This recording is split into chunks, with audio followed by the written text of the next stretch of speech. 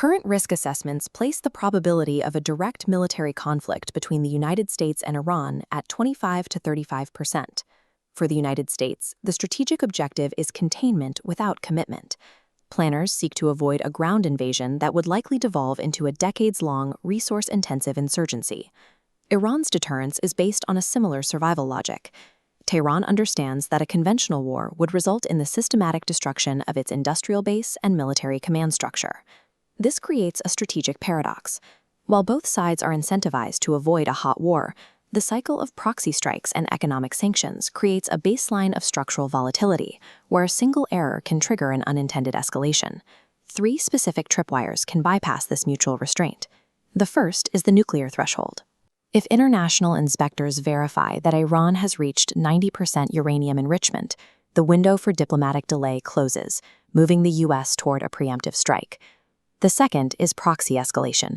A major attack by regional militias that results in mass casualties can overwhelm de-escalation efforts, forcing a direct response against Iranian assets to restore deterrence. The third tripwire is direct miscalculation, a drone strike or rocket attack that inadvertently kills American service members. Based on historical responses to regional fatalities, the death of American personnel shifts the probability of major kinetic retaliation to 80%. These tripwires represent the point of no return. Once crossed, a localized incident transforms into a theater-wide conflict within days. Phase 1 is an intense air and naval campaign to dismantle Iran's war capabilities. U.S. forces would deploy over 1,000 precision munitions in the first 48 hours, targeting air defenses and command centers to secure the skies. High-value targets like the Natanz and Fordo enrichment sites are hardened, isolated facilities. Destroying them requires a concentrated application of bunker-busting payloads to bypass meters of reinforced concrete and rock. Iran's immediate response would rely on its ballistic missile arsenal. Mobile launchers across the country would fire hundreds of missiles at U.S. regional bases and Israeli infrastructure to bypass American air superiority. Simultaneously, Tehran would activate its regional proxy network to expand the conflict, forcing the U.S. and its allies to defend multiple fronts at once. By the end of 72 hours, the initial military objectives are met, but the conflict transitions into the economic domain. To counter U.S. air dominance, Iran would attempt closing the Strait of Hormuz with naval swarms and mines. 30% of global seaborne oil passes here. As trade halts, prices would rapidly climb toward $200 per barrel. Commercial tankers become high-risk targets. Kinetic strikes on neighboring ports and refineries would further isolate the region from global energy markets. This blockade would remove 5 to 15% of global oil capacity from the market, effectively overnight. Iran uses its geography as a defensive shield, ensuring that any military strike against its territory creates immediate financial repercussions for the rest of the world.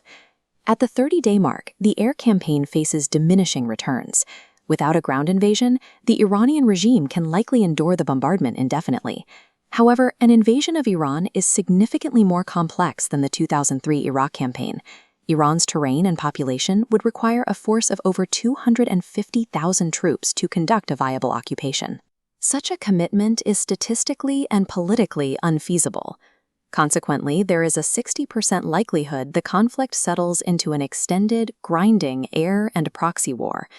The economic weight of this stalemate hits the U.S. domestic market directly. $200 oil translates to gas prices between $5.50 and $6.50 per gallon. This mirrors previous energy shocks, where rising fuel and transportation costs create a cycle of stagflation, stagnant growth paired with high inflation. The disruption of energy supplies and global shipping routes creates a 70 to 90% probability of a global recession. A sustained conflict ultimately degrades global supply chain stability and American purchasing power, rather than shifting territorial borders. The economic fallout spreads quickly. Europe faces immediate energy shortages and a potential refugee crisis moving through Turkey. China, which relies on the Persian Gulf for a significant portion of its energy imports, would see its manufacturing sector paralyzed as trade routes close. Russia stands as a primary beneficiary, utilizing higher oil revenues to strengthen its position, while the U.S. military is fixed in the Middle East. The conflict acts as a centrifuge, pulling the global balance of power away from established trade norms and toward a more fragmented international order. The war game demonstrates a fundamental limit to military power. The U.S. cannot force regime change without an unsustainable ground war, and Iran cannot win a conventional military engagement. This makes monitoring the nuclear, proxy, and casualty tripwires essential. These are the points where logic gives way to uncontrolled escalation. Understanding these models is not about predicting war, but identifying the specific escalations that could trigger a multi-trillion-dollar economic collapse.